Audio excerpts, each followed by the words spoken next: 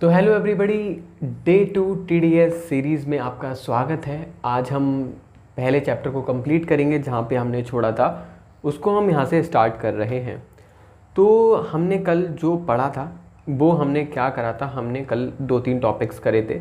सबसे पहले तो हमने सर्कुलर फ्लो ऑफ इनकम के बारे में पढ़ा था, सर्कुलर फ्लो ऑफ इनकम क्या होता है। इसके बाद हमने concept of stock and flow के बारे में पढ़ा। उसके बाद हमने टाइप्स ऑफ सर्कुलर फ्लो पढ़ा कि रियल फ्लो होता है और एक मनी फ्लो होता है, जहाँ पे फिज़िकल मतलब रियल फ्लो को हम फिज़िकल फ्लो भी बोलते थे और मनी फ्लो को हम नॉमिनल फ्लो भी बोलते थे। एंड अपन ने एक जो circular flow in 2 sector economy है वो हमने पूरा का पूरा एकदम से जो फ्लो था वो हमने अच्छे से समझा भी था। एंड उसके जो अजम्पशंस थे, तो यहाँ पे तुम लिख लेना अजम्पशंस। तो जो अजम्पशंस थे 2 सेक्टर इकोनॉमी में सर्कुलर फ्लो ऑफ इनकम के, वो भी हमने 5 अजम्पशंस पढ़े थे। एंड देन फिर ये हमारा यहाँ पे इतना पार्ट एंड हो जाता था। तो अगर तुम अपनी बुक में पढ़ रहे हो तो अब वो ये सेकंड चैप्टर चालू हो गया होगा, जहाँ पे ये चीज़ें अब आएंगी। तो सबसे पहले हम बात करते हैं डोमेस्टिक टेरिटरी की। तो सबसे पहले जो आज हमारा टॉपिक है, तो सबसे पहला टॉपिक हम बात करेंगे डोमेस्टिक टेरिटरी की। कुछ डेफिनेशंस हैं, जैसे यहाँ पे देखो पहली डेफिनेशन, दूसरी, तीसरी, चौथी, पाँचवीं, सातवीं, आठवीं, ऐसी 10 डेफिनेशंस हैं कुछ। तो उन 10 डेफिनेशंस को सबसे पहले हम कवर अप करेंगे। ओके, तो सबसे पहली जो डेफिनेशन है वो है डोमेस्टिक टेरिटरी की। तो डोमेस्टिक टेरिटरी होता क्या है? तो domestic territory means the political frontier of a country. तो डोमेस्टिक टेरिटरी का मतलब है political frontier of a country. Okay, तो यहाँ पे अपन ने बोला कि domestic territory means the political frontier of the country. मतलब पॉलिटिकल फ्रंटियर का मतलब है, मान लो this is the map of India. मतलब बहुत गंदा बना है, बट हाँ तुम सपोज कर लो। तो जो उसका पॉलिटिकल फ्रंटियर है, तो पॉलिटिकल जो फ्रंटियर है उस मतलब जो ये है, इसको हम डोमेस्टिक कंट्री क्या बोलेंगे? डोमेस्टिक टेरिटरी बोलेंगे। ठीक है। अब डोमेस्टिक टेरिटरी में ये इंपॉर्टेंट है, ये पता है एग्जाम्स में MCQs में तुमसे पूछ सकते हैं एंड अदर तरीके से भी तुमसे पूछ सकते हैं कि इसमें क्या इंक्लूड होता है और क्या इंक्लूड नहीं होता है। ठीक है, तो इंक्लूड क्या होता है सबसे पहले उसकी बात करते हैं। सबसे पहले ships aircraft owned and operated, एक मिनट, owned and operated by normal resident between 2 और मोर कंट्रीज। ठीक है, तो सीधी सीधी बात है, शिप्स एंड एयरक्राफ्ट जो owned and operated by normal resident, जो ओन्ड है या फिर ऑपरेटेड है, सॉरी अगर आपको वॉइस आई हो बाइक या फिर मतलब हॉर्न की आवाज़ की, तो दोबारा से मैं रिपीट करता हूँ कि ships and aircraft owned and operated by normal resident. तो कोई शिप्स एंड एयरक्राफ्ट है जो ओन्ड एंड ऑपरेटेड बाई किसके द्वारा है? नॉर्मल रेसिडेंट है, बिटवीन 2 और मोर कंट्रीज। ठीक है, तो मान लो कि 2 से या कोई शिप है या कोई एयरक्राफ्ट है जो या ओन करता है या ऑपरेट, मतलब ओन का मतलब है वो उसका मालिक है, या ऑपरेट करता है उसको कौन? बाई नॉर्मल, वो कौन ऑपरेट करता है? नॉर्मल रेसिडेंट, बिटवीन 2 और मोर कंट्रीज। ठीक है। दूसरा एम्बेसीज हो गई, कंसोलिडेट्स हो गए, मिलिट्री इस्टेब्लिशमेंट्स हो गए of a country located abroad. मतलब बहुत सारी क्या होती हैं? एम्बेसीज होती हैं। मतलब मान लो भारत में भी बहुत देशों की एम्बेसीज हैं, वैसे ही भारत की एम्बेसी भी बहुत सारे देशों में बनी हुई है। तो जो वो एम्बेसीज होती हैं उनको भी हम इसमें इंक्लूड करते हैं। तो एम्बेसीज,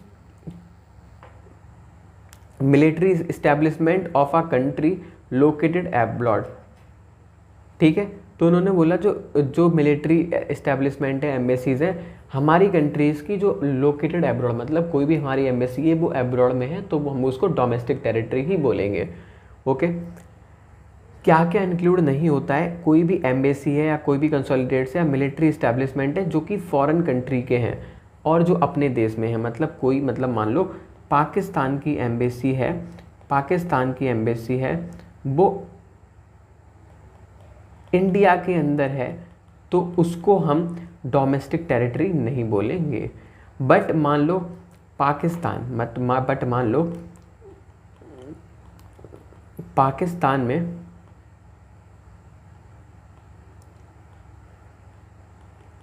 इंडिया की एम्बेसी है तो उसको हम क्या बोलेंगे, डोमेस्टिक टेरिटरी बोलेंगे। बहुत प्यारा सा डिफरेंट, मतलब मान लो अगर पाकिस्तान या श्रीलंका या यूएसए में अगर भारत की एम्बेसी है तो उसको तो डोमेस्टिक टेरिटरी बोलेंगे, बट अगर यूएसए या पाकिस्तान की इंडिया में कोई एम्बेसी या फिर मिलिट्री हाउस एस्टेब्लिशमेंट है तो उसको हम डोमेस्टिक टेरिटरी नहीं बोलेंगे।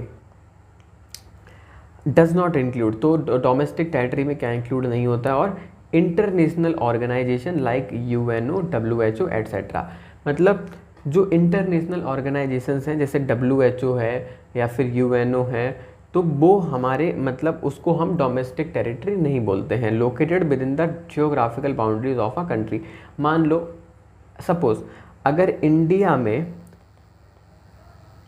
अगर मान लो है नहीं, पर मान लो डब्ल्यूएचओ है या फिर यूएनओ का कोई भी वो है, मतलब international organization like UNO etcetera located within the geographical boundaries of a country, मतलब मान लो डब्ल्यूएचओ की कोई वो है, वो इंडिया में लोकेटेड है, मतलब उसकी जो मतलब जो डब्ल्यूएचओ है वो इंडिया में मान लो अगर लोकेटेड है तो वो इंडिया का मतलब डोमेस्टिक टेरिटरी नहीं माना जाएगा। बस इतनी सी बात इन्होंने बोली, तो यहाँ पे इन्होंने बोला, तो सबसे पहले इन्होंने बोला डोमेस्टिक टेरिटरी है क्या, domestic territory means political frontier of a country, तो ये क्या है, political frontier of a country है।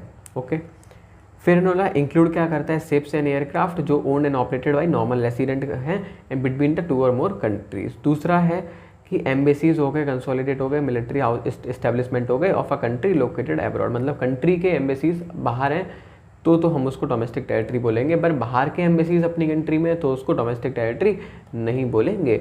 और इंटरनेशनल ऑर्गेनाइजेशन यूएनओ और डब्ल्यूएचओ अगर लोकेटेड हैं with in the geographical boundaries of a country तो भी उसको हम नहीं बोलेंगे डोमेस्टिक टेरिटरी।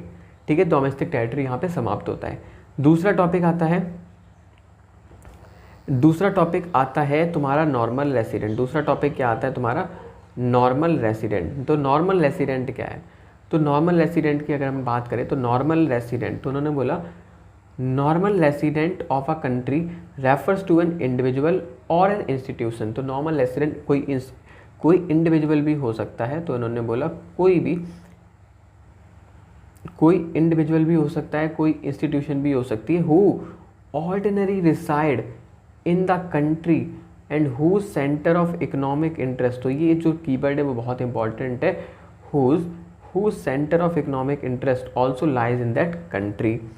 ठीक है, तो सबसे पहले अगर डेफिनेशन तो तुमको पता लर्न करनी पड़ेगी, तो मतलब समझ लो normal resident of a country का मतलब क्या है, normal resident of the country का मतलब क्या है, वो रेफर करता है कोई भी इंडिविजुअल को, कोई भी इंस्टीट्यूशन को, मतलब वो इंडिविजुअल भी हो सकता है, इंस्टीट्यूशन भी हो सकती है, जो कि ऑर्डिनरी रिसाइड करती है इन the country and who centre of economic interest also lies in that country. उसका सेंटर ऑफ इकोनॉमिक इंटरेस्ट भी उसी कंट्री में लाई करना चाहिए। मतलब अगर हम अगर भारत का रेसिडेंस नॉर्मल रेसिडेंट किसको बोलेंगे, जो कि क्या हो, चाहे वो देखो सीधी बात, अगर भारत का नॉर्मल रेसिडेंट किसको बोलेंगे, तो जो कोई भी इंडिविजुअल हो सकता है, कोई भी इंस्टीट्यूशन हो सकती है जो ऑर्डिनरी रिसाइड करती है। ऑर्डिनरी रिसाइड का मतलब है वो ऑर्डिनरी रहती है इन दैट कंट्री। ऑर्डिनरी का मतलब है नॉर्मल केसेस में वो अपनी इसी कंट्री में रहती है, या मतलब कोई भी इंडिविजुअल रहता है whose centre of economic interest. तो उन्होंने बोला जिसका सेंटर ऑफ इकोनॉमिक इंटरेस्ट भी उसी कंट्री में लाई करता, मतलब भारत का है तो भारत में ही उसका सेंटर ऑफ इकोनॉमिक इंटरेस्ट लाई करता है। अब इन्होंने बोला what is centre of economic interest. Centre of economic interest है क्या, तो हमने बताया द रेसिडेंट लिव्स और located within the domestic territory and the resident carries out basic economic activities, earning, spending, accumulation from that location. तो ये important keyword है, वो अर्न कर रहा है, स्पेंड कर रहा है, अक्यूमुलेट कर रहा है फ्रॉम दैट लोकेशन। तो यहाँ पे देखो दोबारा से एक बार हम करते हैं नॉर्मल रेसिडेंट क्या है। तो नॉर्मल रेसिडेंट की डेफिनेशन बोलती है वो कोई भी इंडिविजुअल हो सकता है, वो कोई भी एक मतलब वो कोई भी इंडिविजुअल हो सकता है, वो कोई भी इंस्टीट्यूशन हो सकती है जो ऑर्डिनरी रिसाइड करती है इन that country and who centre of economic interest also lie in that country. उसका सेंटर ऑफ इकोनॉमिक इंटरेस्ट भी उसी कंट्री में लाई करना चाहिए। अब उन्होंने बोला सेंटर ऑफ इकोनॉमिक इंटरेस्ट क्या है, तो द रेसिडेंट लिव्स और located with the domestic territory. सीधी बात है, कोई भी रेसिडेंट वो डोमेस्टिक टेरिटरी में रहना चाहिए या फिर लोकेटेड होना चाहिए। ठीक है। देखो लिव का मतलब किसका पता, लिव पता किसके लिए, लिव आया है पर्सन के लिए मतलब इंडिविजुअल के लिए, और जो लोकेटेड आया है वो पता किसके लिए आया है, वो आया है इंस्टीट्यूशन के लिए। मतलब ये इंडिविजुअल है और ये इंस्टीट्यूशन है, इसलिए यहाँ पे लिव का वर्ड का यूज़ करा गया है, लोकेटेड वर्ड का यूज़ करा गया। तो रेसिडेंट लिव्स और इज़ लोकेटेड, मतलब इंस्टीट्यूशन होगी तो इसका मतलब कोई कंपनी होगी, तो कंपनी तो लोकेट करी जाएगी, कंपनी लिव थोड़ी करेगी, कंपनी तो लोकेट करेगी, इसलिए तो रेसिडेंट लिव्स और located in the domestic territory and resident carries out basic economic activities. तो और रेसिडेंट क्या कर रहा है, कैरी आउट कर रहा है बेसिक इकोनॉमिक एक्टिविटी, मतलब अर्न कर रहा है, मतलब इसी देश में अर्न कर रहा है, इसी देश में स्पेंड कर रहा है, और अक्यूमुलेटेड फ्रॉम दिस लोकेशन, ठीक है। तो उसको हम क्या बोलेंगे, तो उसको हम सेंटर ऑफ इकोनॉमिक इंटरेस्ट बोलेंगे। तो सेंटर ऑफ इकोनॉमिक इंटरेस्ट मोटा मोटी अगर हम बात करें तो सेंटर ऑफ इकोनॉमिक इंटरेस्ट का मतलब है कि वो बंदा इसी मतलब अपनी ही डोमेस्टिक टेरिटरी में कमा रहा है, अपनी डोमेस्टिक टेरिटरी में स्पेंड कर रहा है, उसी को हम क्या बोलेंगे, उसका सेंटर ऑफ इकोनॉमिक इंटरेस्ट इसी कंट्री में है, ठीक है। अब बात करते हैं सिटीजनशिप की। क्या सिटीजनशिप क्या होता है, ठीक है। तो इट इज़, तो हमने बोला it is basically a legal concept. ये क्या एक लीगल कॉन्सेप्ट है based on the place of birth of a person और some legal provisions allowing a person to become a citizen. तो सबसे पहला देखो बेसिक नीड है, अगर तुमको किसी भी देश का नागरिक बनना है तो वहाँ या तुम एकदम तुम्हारी बर्थ हो रही है तो प्लेस ऑफ बर्थ है तो तुम उस कंट्री के सिटीजन बन जाओगे। तो it is a basically legal concept जहाँ जो बेस्ड करती है प्लेस ऑफ बर्थ पे ऑफ अ पर्सन और सम लीगल प्रोविजन, और कुछ लीगल प्रोविजंस भी होते हैं। बहुत सारी कंट्रीज़ कहती हैं तुम हमारे यहाँ इतना स्पेंड करो, मतलब तुम हमारे यहाँ इतना इन्वेस्टमेंट करोगे तो हम तुम्हें सिटीजनशिप दे देंगे। कोई कंट्री कहती है तो हमारे यहाँ केवल रहो आके पॉपुलेशन बढ़ाओ, हम तुमको सिटीजनशिप दे देंगे। कोई कहता है कि तो तुम्हारी अगर हमारी कंट्री में शादी हो जाती है तो हम तुमको सिटीजनशिप दे देंगे। तो ये सिटीजनशिप का कॉन्सेप्ट है कि सिटीजनशिप ऐसे मिल जाएगी। तो वो लीगल प्रोविजंस की बात कर रहा है, allowing a person to become a citizen. तो बस सिटीजनशिप बहुत बेसिक सा कॉन्सेप्ट। अब रेसिडेंटशिप क्या है, तो it is an economic concept based on basic economic activities performed by a person. मतलब रेसिडेंटशिप का मतलब क्या होता है, एक इकोनॉमिक कॉन्सेप्ट है, किस पे बेस्ड है, economic activities performed by a person, जो इकोनॉमिक एक्टिविटीज़ परफॉर्म करता है कोई भी पर्सन, ठीक है। तो अभी इसको मैं अच्छे से समझा दूंगा, पहले हम पूरी डेफिनेशन को रीड करते हैं। An individual is a normal resident of a country if he ordinarily reside in that country for a period more than 1 year and his entire economic interest also lies in that country। तो ये जो definition है इसको तुम केवल पढ़ो। तो उसने क्या बोला, कोई भी इंडिविजुअल, तो देखो an individual normal resident of a country, तो सीधी सीधी बात है, उसने बोला रेसिडेंटशिप क्या है, कोई भी पर्सन जो रेसिडेंट नॉर्मल रेसिडेंट है ऑफ अ कंट्री। तो any person who is a normal resident of a country if he ordinary reside in the country for a period more than 1 year, अगर वो किसी भी मतलब अगर वो क्या कर रहा है, वो रिसाइड कर रहा है in a country for a period more than 1 year and is entire economic interest, जो उसका एंटायर इकोनॉमिक इंटरेस्ट है वो भी लाया करता है ऑन दैट कंट्री, तो हम उसको क्या बोलेंगे, उसको रेसिडेंट से बोलेंगे। बहुत ईजी सा हो गया कि एन इंडिविजुअल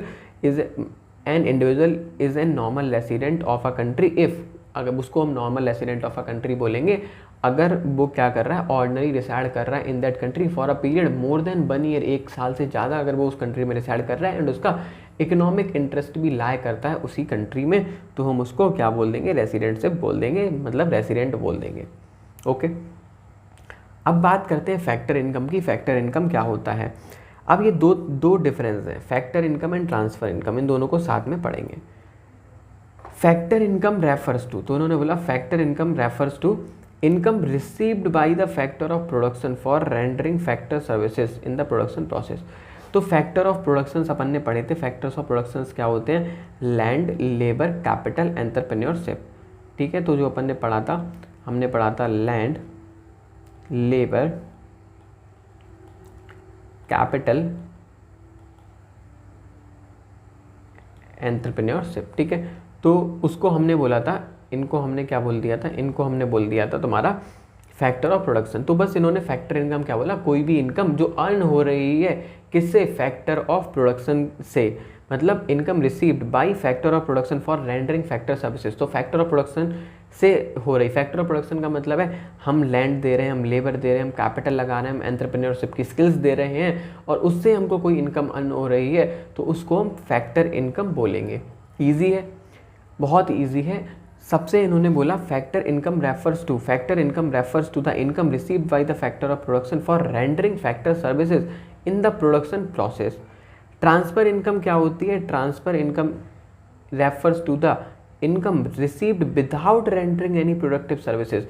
तो देखो जो फैक्टर इनकम है वहाँ पे हम प्रोडक्टिव सर्विसेज दे रहे हैं, मतलब फैक्टर ऑफ प्रोडक्शन से इनकम रिसीव हो रही, फैक्टर ऑफ प्रोडक्शन से जहाँ पे इनकम रिसीव हो रही, मतलब जहाँ पे हम लैंड लगा रहे हैं, लेबर लगा रहे हैं, कैपिटल दे रहे हैं या फिर एंटरप्रेन्योरशिप की स्किल्स लगा रहे हैं, उसकी वजह से कोई इनकम आ रही है तो हम उसको फैक्टर इनकम बोलेंगे। बट ट्रांसफर इनकम बोलेंगे other than that income. Other than का मतलब without rendering any productive service, जहाँ पे हम कोई भी प्रोडक्टिव सर्विस दे नहीं रहे और इनकम आ रही है तो उसको ट्रांसफर इनकम बोलेंगे। एग्जाम्पल, फैक्टर इनकम कोई तुम बिजनेस कर रहे हो, फैक्टर इनकम कहीं तुम एम्प्लॉय हो तो फैक्टर इनकम तुमने अपनी लैंड को रेंट पे दे दिया और उससे जो इनकम आ रही है वो रेंट वो है तुम्हारी फैक्टर इनकम।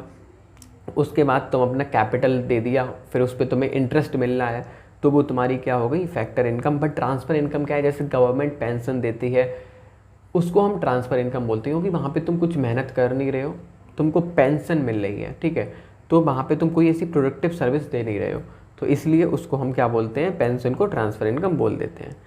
अब बात आती है नेक्स्ट कॉन्सेप्ट की जो है फाइनल गुड्स। तो एक बार बताना कि ये जो डिफरेंस समझ में आया factor income and transfer income के बीच में, प्लीज़ कमेंट बॉक्स में ज़रूर बताना। फाइनल गुड्स की बात करें, फाइनल गुड्स क्या बोलते हैं, final goods refers to those goods which are used either for consumption और फॉर इन्वेस्टमेंट। ठीक है, तो फाइनल गुड्स की अगर हम बात करें तो फाइनल गुड्स पता क्या है, तो फाइनल गुड्स पता क्या है, तो फाइनल गुड्स है जो कि यूज़ फॉर कंजम्पशन और फॉर इन्वेस्टमेंट यूज़ हो रहे हैं, मतलब उनका कोई इंटरमीडिएट यूज़ नहीं हो रहा है, या तो वो सीधे सीधे कंज्यूम करेगा, मतलब कंज्यूमर उनको कंज्यूम कर लेगा, या फिर वो इन्वेस्टमेंट पर्पस के लिए यूज़ होंगे, उनको हम फाइनल गुड्स बोलते हैं। मतलब उसका कोई इंटरमीडिएट हम कंजम्पशन या मतलब इंटरमीडिएट यूज़ नहीं करेंगे। ठीक है, तो मतलब इसका क्या है फाइनल गुड्स का, जैसे एग्जाम्पल की बात करें, हमने क्या करा है, goods purchased by a consumer, किसी कंज्यूमर ने गुड्स परचेज करा है consumer household as they meant for final consumption. मतलब मान लो तुमने सोप परचेज करा है, तुमने मिल्क परचेज करा है, तो वो तुम फाइनल कंजम्पशन के लिए यूज़ कर रहे हो, ठीक है। पर ये कौन परचेज कर रहा है, तुम, मतलब consumer as a last consumer. Consumer मतलब देखो कंज्यूमर और कस्टमर में डिफरेंस होता है। कस्टमर कोई भी हो सकता है, कंज्यूमर वही होता है जो उसको कंज्यूम करेगा, जो उसको खाएगा या जो उसको यूज़ करेगा, वो कंज्यूमर है, जो कंज्यूम करेगा उस चीज़ को, ठीक है। कस्टमर कोई भी हो सकता है, जैसे कि एक एग्जांपल मैं कस्टमर और कंज्यूमर में देता हूँ। जैसे तुम्हारे फादर हैं, वो कोई चीज़ लेके आए तुम्हारे लिए, तो वो कस्टमर हुए।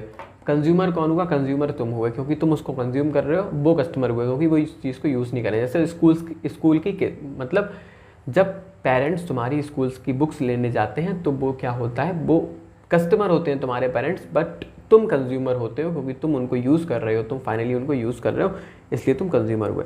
तो यहाँ पे जो सोप है वो कंज्यूम हो रहा है, मतलब जैसे हम हैं, आप हैं, यूज़ कर रहे हैं, तो उनको हम बोलेंगे, तो अगर वो ये सोप मिल्क यूज़ कर रहे हैं तो उसको हम बोलेंगे फाइनल गुड्स।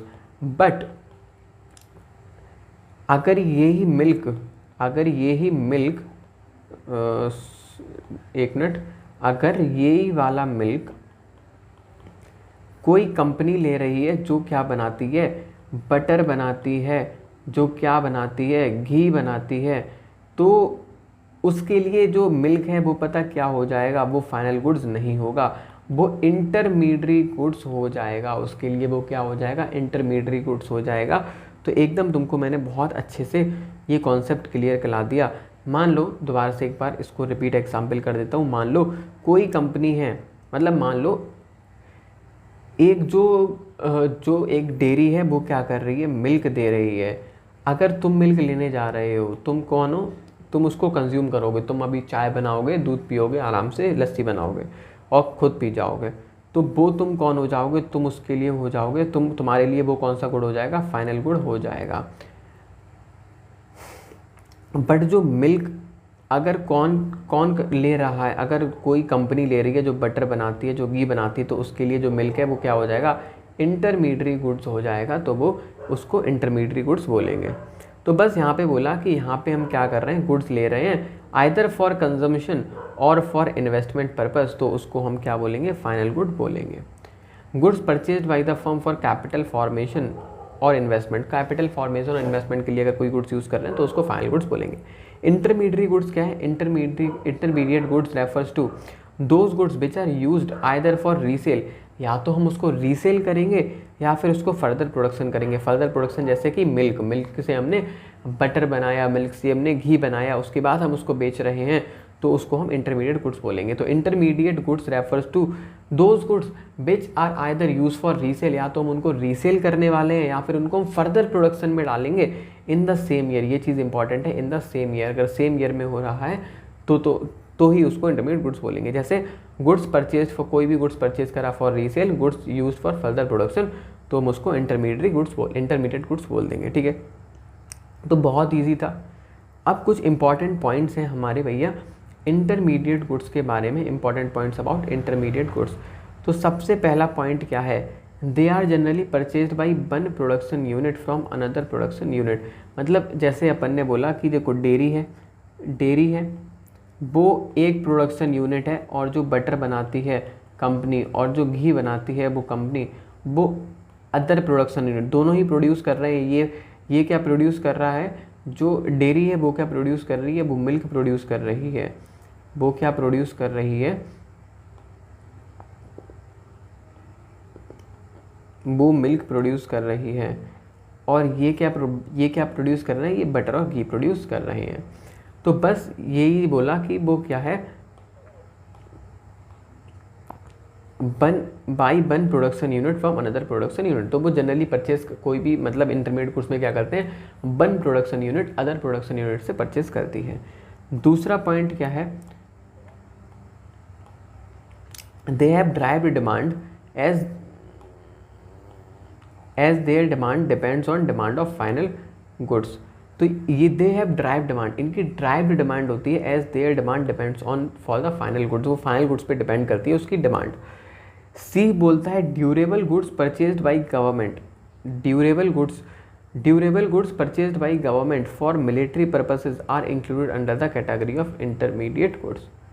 ठीक है, तो ड्यूरेबल गुड्स का मतलब है जो लंबे समय तक चलते हैं, जैसे तुमने फ्रिज लिया, कूलर लिया, एसी लिया, या फिर मिलिट्री की जो गन्स वगैरह होती हैं वो ली, मतलब मिलिट्री की बात कर रहे हैं तो हमने गन्स वगैरह की बात कर रहे हैं, क्योंकि वो लंबे समय तक चलती हैं। ऐसा तो नहीं है कि वो रोज़ चेंज करते हैं उसको, तो वो ड्यूरेबल गुड्स हैं। तो durable goods purchase by government purchase करती है फॉर द मिलिट्री पर्पसेस के लिए, are included under the category of intermediate goods. MCQs में आ सकता है कि बताओ durable goods purchase by the government for military purposes are included in the intermediate goods और नॉट, तो तुमको वो बताना है, तो वो इंटरमीडिएट गुड्स में इंक्लूड होता है। डी वाला पॉइंट बोलता है value of intermediate goods is merge with the value of final goods.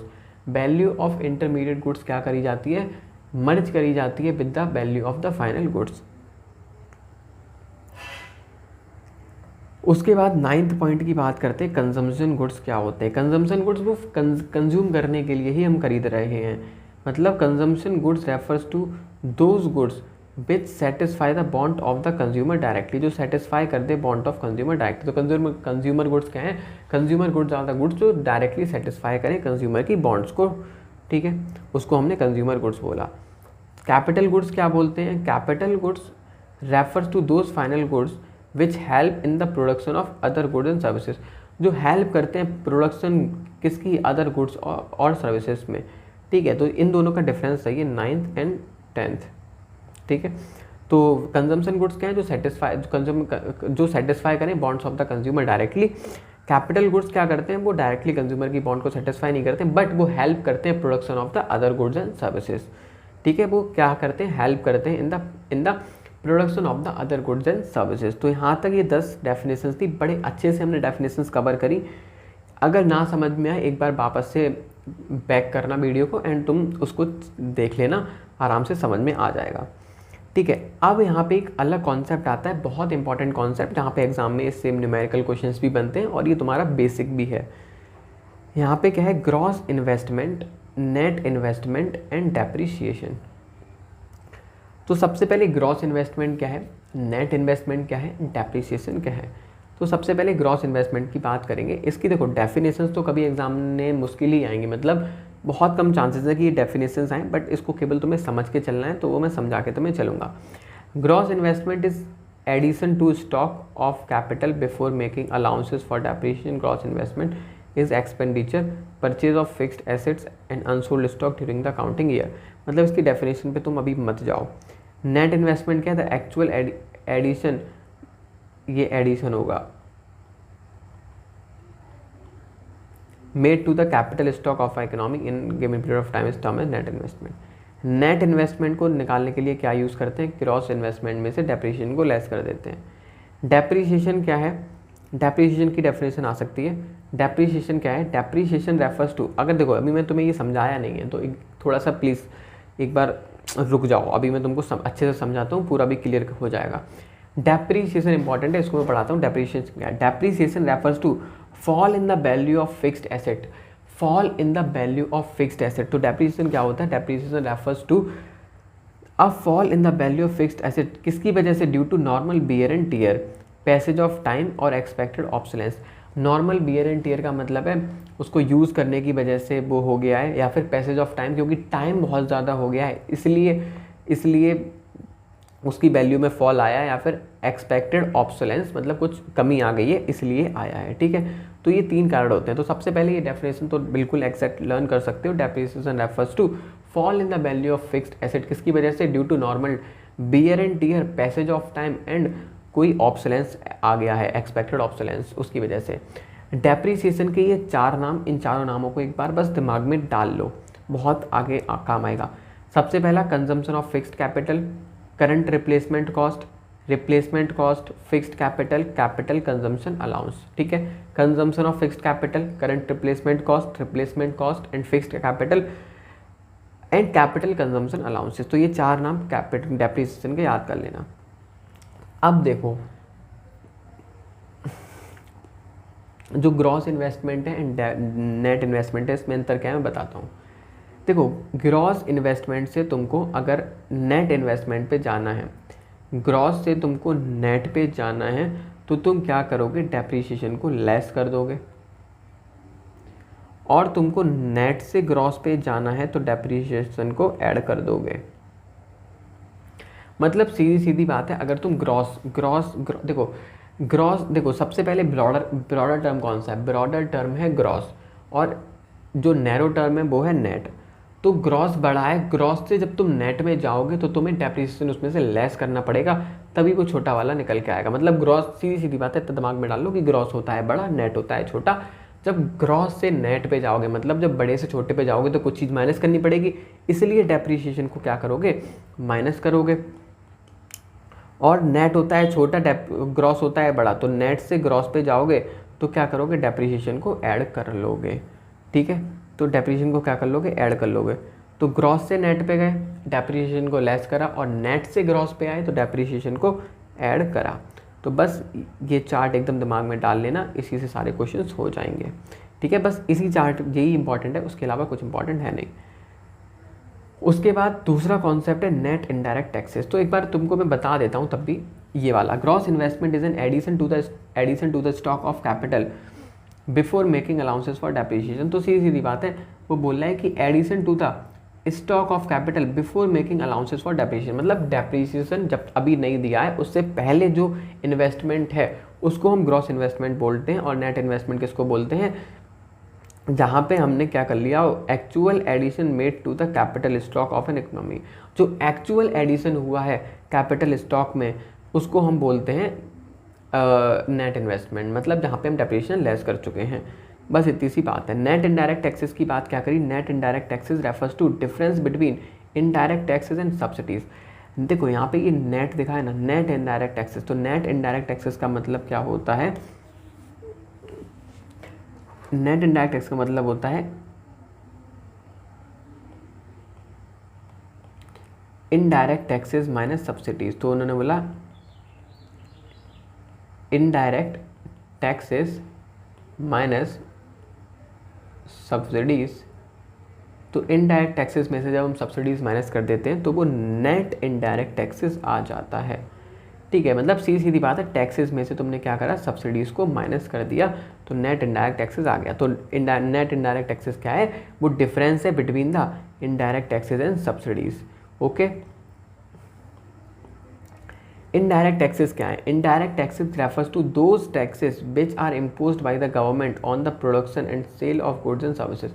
Indirect taxes example में तुम्हें बताता हूँ, जीएसटी इनडायरेक्ट टैक्सेस है, सर्विस टैक्स लगता है वो इनडायरेक्ट टैक्स होता है, एक्साइज ड्यूटी होती है वो इनडायरेक्ट टैक्सेस होती है, कस्टम ड्यूटी होती है वो इनडायरेक्ट टैक्सेस होती है। तो ये सारी इनडायरेक्ट टैक्सेस है। मतलब सीधी बात है कि इनडायरेक्ट टैक्स किसको बोलते हैं, जो कि इम्पोज हुए हैं by the government on production and sale of goods and services. मतलब जो production and sale of goods and services, देखो जीएसटी प्रोडक्शन एंड सेल पे लगता है क्योंकि वो गुड्स एंड सर्विसेज है। ठीक है, सर्विस टैक्स भी उस सर्विसेज पे लगता है, एक्साइज ड्यूटी भी जब तुम एक्सपोर्ट करते हो सेल करते हो तो ये एक्साइज एंड कस्टम्स जब इम्पोर्ट एंड एक्सपोर्ट पे लग जाती हैं। तो इसलिए इन्होंने बोला कि इम्पोज बाई द कहाँ होती है, इम्पोज बाई द गवर्नमेंट, किस पे, on the production of the goods and services. अब सब्सिडीज़ की बात करते हैं, subsidies are the economic assistance given by the government. ये क्या है, इकोनॉमिक असिस्टेंस है जो गवर्नमेंट देती है। सब्सिडीज़ मतलब फ़ायदे जो गवर्नमेंट देती है, जैसे सिलेंडर पे सब्सिडी दे दी या फिर तुम्हारी किसी चीज़ पे सब्सिडी दे दी, बिजली के बिल पे सब्सिडी दे दी, तो वो सब्सिडीज़ बोलते हैं। तो subsidies are the economic assistance given by the government to the firm and household with a motive to general welfare. किसके लिए, जनरल वेलफेयर के लिए वो सब्सिडीज़ दे रहे हैं। तो सब्सिडीज़ क्या है, subsidies are the economic assistance given by the government to the firm and household with the motive of general welfare. General welfare के मोटिव से हम सब्सिडीज़ दे रहे हैं। तो ये नेट इनडायरेक्ट टैक्सेस बहुत ईजी था, आराम से हो गया। Factor cost versus market price क्या होता है, factor cost versus market price क्या होता है। तो फैक्टर कॉस्ट क्या है, it refers to amount paid to the factor of production. Amount paid किसको, देखो फैक्टर कॉस्ट क्या है, amount paid to the factor of production. Factor of production मतलब लैंड, लेबर, कैपिटल, एंटरप्रेन्योर। तो इसकी बात करी तो फैक्टर कॉस्ट क्या है, it refers to the amount paid to the factor of production for their contribution in the production process.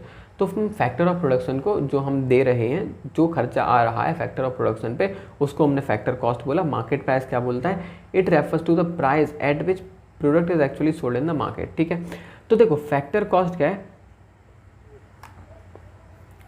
Factor cost basically क्या है, ये it refers to the amount paid to the factor of production. तो factor cost है refers to the amount paid to the factor of production for their contribution in the production process. मतलब जो उन्होंने contribution करा है production process में, उस पर जो खर्चा लगा है, उस सारे खर्चे को हम मिला के क्या बोलते हैं, फैक्टर कॉस्ट। जैसे कि जो भी तुम्हारा रेंट लग गया, मतलब रेंट लग गया, जो भी तुम्हारे खर्चे हुए, रेंट पे खर्चा हुआ, लेबर पे खर्चा हुआ, कैपिटल लगी, और जो मतलब एंटरप्रेन्योर के मतलब स्किल्स लगी हैं, जो भी लगा, जो भी सारी फैक्टर ऑफ प्रोडक्शन में जो भी चीज़ें यूज़ हुई, उन सारों का खर्चा, उसको हम फैक्टर कॉस्ट बोलते हैं। मार्केट प्राइस बोलते हैं जिस प्राइस पे वो प्रोडक्ट मार्केट में बिका, उसको हम मार्केट प्राइस बोलते हैं।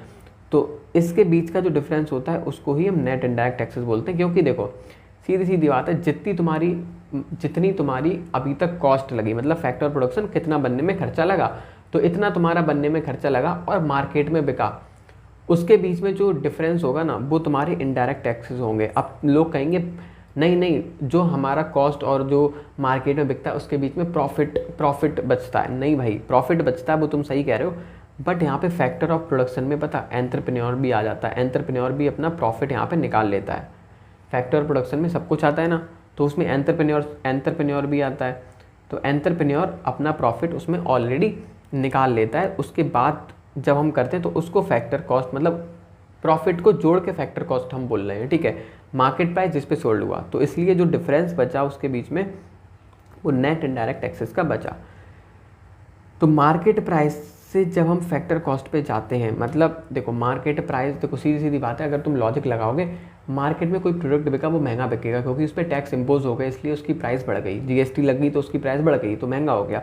तो मार्केट प्राइस से मतलब सबसे पहले हमने बोला फैक्टर, सबसे पहले तो फैक्टर कॉस्ट थी, तो फैक्टर कॉस्ट से जब हम मार्केट प्राइस पे जाएंगे तो उसमें indirect cost, indirect taxes add कर देंगे। और जब मार्केट प्राइस से फैक्टर कॉस्ट पे जाएंगे तो हम क्या करेंगे, लेस कर देंगे नेट इनडायरेक्ट टैक्सेस। ठीक है, समझ में आया? देखो सीधी सीधी बात है, मार्केट प्राइस सबसे पहले तो हमारी फैक्टर कॉस्ट थी, जब हमने फैक्टर कॉस्ट से मार्केट प्राइस पे गए तो हमने उस पर टैक्स लगा दिए, तभी तो मार्केट प्राइस पे पहुँचे, क्योंकि जब हम टैक्स ऐड करेंगे तभी तो मार्केट प्राइस हमारा आएगा, क्योंकि मार्केट प्राइस से बढ़ के आएगा। मतलब मान लो कोई भी प्रोडक्ट है, वो कंपनी ने 98 रुपये में बनाया, 2 रुपये उस पर जीएसटी लग गया तो 100 रुपये तुम्हें बिका, मतलब ये सेल्स प्राइस 100 रुपये हुई, कंपनी का कॉस्ट लगा 98 रुपये, ये 2 रुपये लग गए टैक्सेस, तो यहाँ पे टैक्स ऐड हुए ना, तभी तो सेल्स का 100 रुपये आया। मतलब ये जो फैक्टर कॉस्ट है उसमें टैक्सेस को क्या करा गया, ऐड करा गया, तभी तो तुम्हारा सेल्स आया। सेल्स का मतलब है मार्केट प्राइस आया। अब हमें वापस क्या जाना, अब हमें क्या कहते हैं, मार्केट प्राइस से हमें फैक्टर कॉस्ट निकालना है। तो 100 में से जब हम 2 रुपये माइनस कर देंगे,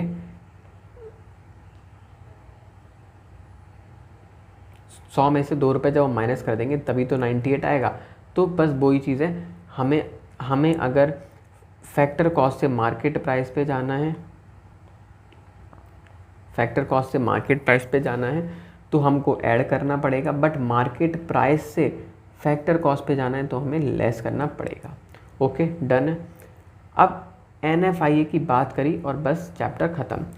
NFIA की बात करी, NFIA क्या होता है, net factor income from abroad. तो it refers to the difference between the factor income received from the rest of the world and factor income paid to the rest of the world. ठीक है, तो NFIA का मतलब क्या होता है, income received from the rest of the world. मतलब कोई बंदा बाहर काम कर रहा है, उसको जो इनकम हो रही है वो, और देखो रुको मैं तुम्हें अच्छे से समझाता हूँ।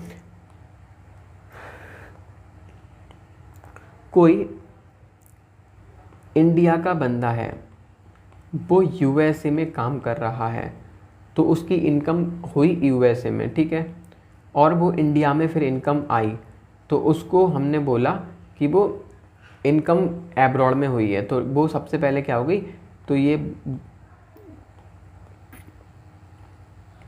तो वो क्या होगी, factor income received from the rest of the world. Factor income receive हुई है from the rest of the world. Rest of the world का मतलब USA से फैक्टर इनकम रिसीव हुई है, क्योंकि इंडिया का बंदा USA में काम कर रहा है, बट कोई USA का बंदा इंडिया में काम कर रहा है, तो अब इंडिया इनकम देगा ना उसको, इंडिया उसको रुपए देगा, उसको इनकम देगा, तो इसलिए क्या हो गया, factor income paid by the country. तो बस यहाँ पे वही लिखा कि paid to the rest of the world, मतलब रेस्ट ऑफ द वर्ल्ड मतलब USA के बंदों को हम पे कर रहे हैं इनकम वो। तो बस वही चीज़ हुई, यहाँ पे बोला difference between factor income received from the rest of the world. तो फैक्टर इनकम रिसीव हुई है from the rest of the world and factor income paid to the rest of the world. Factor income received from the rest of the world, received का मतलब है India का बंदा USA में काम कर रहा, तो USA से इनकम रिसीव हुई इंडिया वाले बंदे को।